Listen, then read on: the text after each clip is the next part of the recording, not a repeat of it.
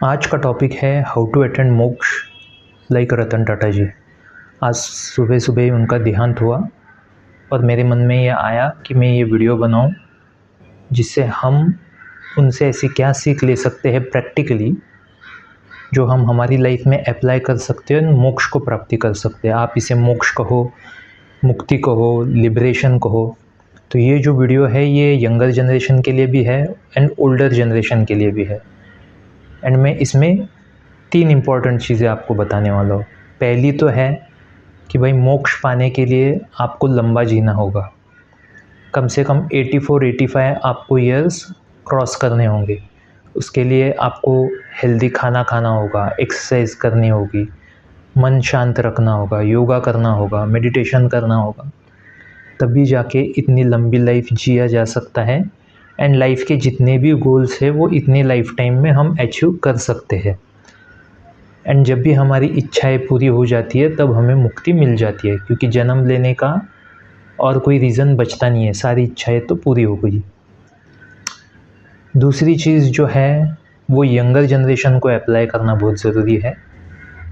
तो वो चीज़ है सर्विंग अदर्स। अब सर्विंग अदर्स मतलब मैं ये बात नहीं कर रहा हूँ कि सोशल वर्क करना चाहिए, कैंसर हॉस्पिटल खोलो, कुत्तों की सेवा करो, ठीक है, ये सारी चीज़ें मैं आपको नहीं बताने वाला हूँ, कोई सोशल वर्क का काम नहीं बताने वाला हूँ। ये जो चीज़ है सर्विंग अदर्स होने के लिए नॉर्मल इंसान के लिए भगवान ने एक चीज़ बनाई गई है, शादी। बहुत सारे यंगर जनरेशन के लोग शादी ही नहीं कर रहे हैं। एंड एग्जाम्पल देते हैं रतन टाटा जी के या अब्दुल कलाम जी के, जी तो उन्होंने तो शादी ही नहीं की, उन्होंने नहीं की तो हम कैसे करें। ओके, तो जी उन्होंने जो है वो बहुत सारा सोशल वर्क किया हुआ है, बिज़नेस किया हुआ है। शादी का जो हाउस होता है वो है 7th हाउस। तो 7th हाउस में ही बिज़नेस भी आता है, 7th हाउस में ही लार्जर पब्लिक का गुड भी आता है, ठीक है। सो लार्जर पब्लिक की सर्विस, बिज़नेस कनेक्शन, पार्टनरशिप, ये सारी चीज़ें 7th हाउस में आती है। तो अगर किसी ने शादी नहीं की लेकिन जन्म लिया है तो कर्म का एक्सचेंज तो करना है एंड दूसरों को सर्व करना है, तो उन्होंने बहुत सारे लोगों की सर्विंग करके वो अपना कर्म कंप्लीट कर लिया। लेकिन आपसे इतनी सारी चीज़ें तो हो नहीं पाएगी, तो कम से कम अपने पार्टनर की, वो चाहे हस्बैंड हो, वाइफ हो, एंड अपने बच्चों की आप सर्व करो दिल से, ठीक है ना, दिल से, बिना किसी स्वार्थ के आपको सेवा करनी है, तब जाके मुक्ति मिलती है। अब तीसरी चीज़ जो मैं बताने वाला हूँ वो होगा ओल्डर जनरेशन के लिए। देखिए जी, ओल्डर जनरेशन का कैसा है कि आज की डेट में मैं देख रहा हूँ कि बहुत ज़्यादा टॉक्सिसिटी बढ़ गई है। Older generation and younger generation में बहुत बड़ा गैप हो रहा है। एंड जनरेशन गैप नहीं मैं बोल सकता हूँ, लेकिन इसको मैं बोल सकता हूँ lack of education, lack of wisdom and lack of understanding. ये चीज़ हम रतन टाटा जी से सीख सकते हैं। अब ओल्डर जनरेशन को अगर आप नॉर्मली नोटिस करो तो वो आजकल बच्चों की तरह रील्स देख रहे हैं, व्हाट्सएप यूनिवर्सिटी से फॉरवर्ड्स कर रहे हैं एंड बहुत टॉक्सिसिटी है। फैमिली ग्रुप्स में भी होता है तो बहुत सारा टॉक्सिसिटी है उसके अंदर, जिसमें अपने ही बच्चों के अगेंस्ट जहर घोलते। कोई ना कोई एक व्यक्ति होगा, अगर आपके पेरेंट्स टॉक्सिक है तो आप ज़्यादातर देखना कि वो किसी फ्रेंड के थ्रू या किसी रिलेटिव के थ्रू या व्हाट्सएप ग्रुप में कोई ना कोई टॉक्सिक पर्सन होगा जो उनको बेकार के बागबान सिंड्रोम्स वाले टॉक्सिक मैसेजेस भेजता होगा, वीडियोस भेजता होगा, इन्फ्लुएंस करता होगा। ओके, एंड वो टॉक्सिसिटी आपके लाइफ में आ रही है। इसके कारण क्या हो रहा है कि बहुत सारा चिड़चिड़ापन हो रहा है।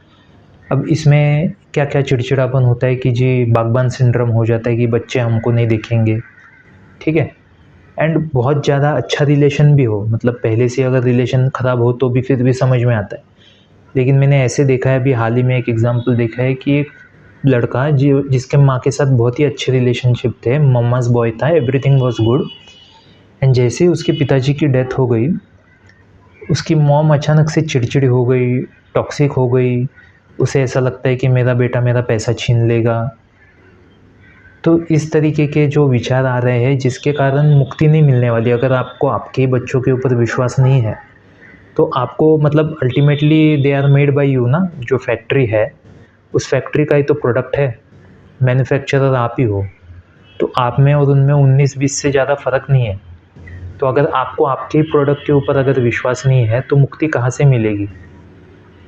मरते वक्त फुलफिलमेंट होना चाहिए, सेटिस्फेक्शन होना चाहिए। एंड ये अगर चिड़चिड़ापन है तो आत्मा भटकती रहेगी 100 साल, 1000 साल, पता नहीं कितने साल।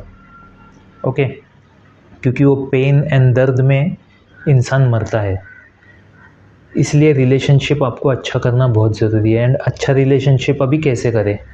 तो रतन टाटा जी से हम ये सीख सकते हैं कि उन्होंने यंगर जनरेशन के साथ मतलब ओल्डर जनरेशन कैसी होनी चाहिए कि वो छाया दे, ठीक है ना, प्यार दे, छाया दे, नॉलेज दे, विजडम दे।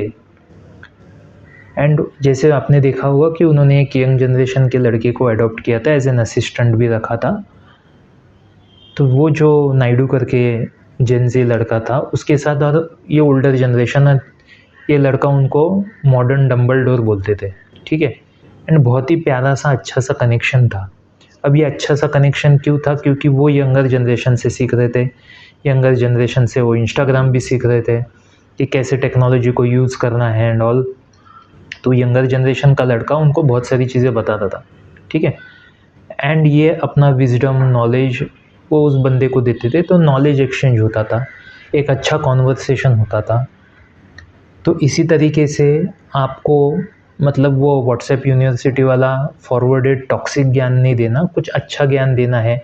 आप उनको रियल इस्टेट का ज्ञान दे सकते हो, आप कैसे इन्वेस्टमेंट्स करना है उसका ज्ञान दे सकते हो, हेल्थ के रिगार्डिंग ज्ञान दे सकते हो अगर आपकी अच्छी हेल्थ है। वॉटेवर जो भी आपके पास विजडम है, विजडम नहीं है तो लो, क्योंकि अभी आपके पास टाइम है। आप यूट्यूब में बेकार की चीज़ें देखने से अच्छा कुछ अच्छी चीज़ें सीखो, अच्छा पढ़ो। अगर आप स्पिरिचुअल नहीं हो तो कुछ स्पिरिचुअल बुक्स पढ़ो। एंड अच्छी चीज़ें जो अभी की जनरेशन को अभी ऑफिस के कारण मतलब टाइम ही नहीं मिल रहा, जॉब के कारण, तो आप उनको वो सारा ज्ञान, विजडम लेके उनके लाइफ में कैसे अप्लाई किया जाए उसके बारे में आप नॉलेज दे सकते हो। दूसरी चीज़ आप ये कर सकते हो कि आप उनको फाइनेंशियल हेल्प कर सकते हो। रतन टाटा जी ने उस यंगर जनरेशन के लड़के को फाइनेंशियली भी हेल्प किया था, उसके 2 स्टार्टअप्स में भी हेल्प किया था, ठीक है। एक तो स्टार्ट था कि भाई स्टार्टअप था ऐसा कि कुत्ते को मतलब बेल्ट बांधना है, क्योंकि उनका रात में एक्सीडेंट होता है, गाड़ियों को दिखता नहीं है, तो चमकीले बेल्ट लगाने हैं गले में। तो इसके लिए पैसे, अभी आप सोचो अगर आपका बच्चा आके बोले कि मुझे पैसे दे दो क्योंकि मुझे कुत्ते के गले में बेल्ट बांधना है, तो आप दोगे क्या? आप तो उसको क्रिटिसाइज़ कर दोगे, ठीक है, कि ये क्या करता है, मेरा बच्चा क्या करता है, कुत्ते के गले में पट्टे बांध रहा है, ठीक है। तो उन्होंने क्रिटिसाइज़ नहीं किया, उन्होंने सपोर्ट किया। इनफैक्ट वो जब यंग थे तब उन्होंने भी कुत्तों के लिए हॉस्पिटल्स भी खड़े किए हुए हैं, ठीक है। सो वो सर्विंग भी हो रहा है, सोशल वर्क भी हो रहा है एंड हेल्प भी हो रहा है। तो वैसे ही अगर आप, चलो कुत्तों का, या मैं ये नहीं बोल रहा हूँ कि कोई सोशल वर्क करो, अपने बच्चे की हेल्प करे, वही बहुत बड़ी बात है। आजकल के डेट में मतलब बच्चों को घर लेने के लिए भी पैसे नहीं है, तो आप इन्वेस्टमेंट करने के लिए नहीं, तो आप उनको सपोर्ट कर सकते हो कि भाई रियल इस्टेट में इन्वेस्टमेंट करो।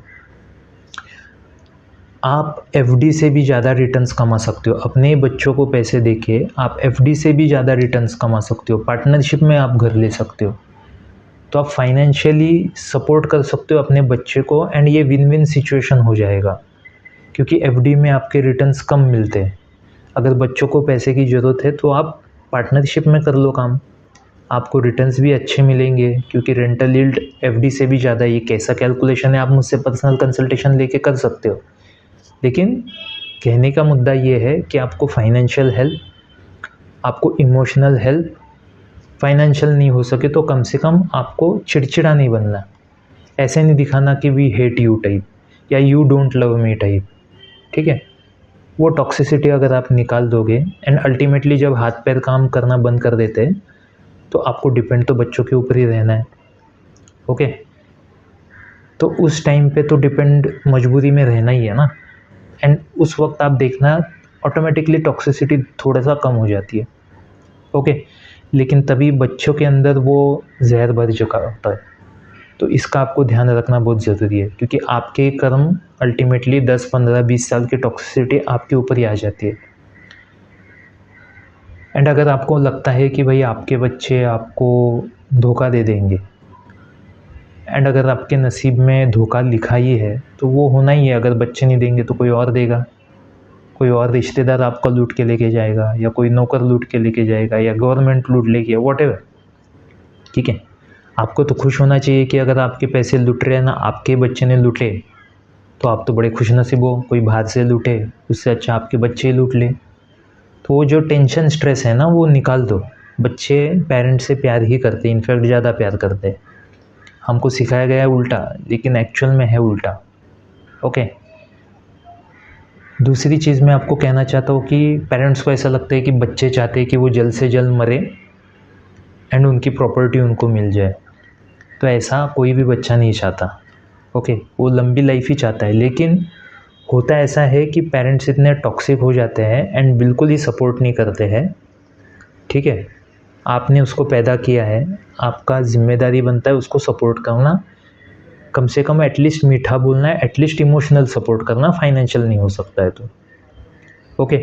लेकिन आप फाइनेंशियल सपोर्ट भी नहीं कर रहे हो, इमोशनल सपोर्ट भी नहीं कर रहे हो, ठीक है, एंड कुछ भी नहीं कर रहे हो एंड होर्डिंग करके बैठ रहे हो, ठीक है। तो वो कैसा लगता है? मतलब आप सोचो कि बच्चा क्या सोचेगा।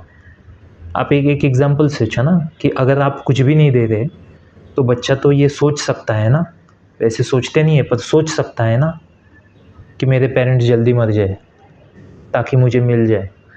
हो सकता है नहीं हो सकता? अगर आप उसको सपोर्ट करो तो ऐसे विचार कभी मन में नहीं आएंगे। ओके। अब ये बहुत ही गंदी चीज़ लग सकती है जो मैंने बोला है, लेकिन आप इस चीज़ को लॉजिकली समझो। ओके।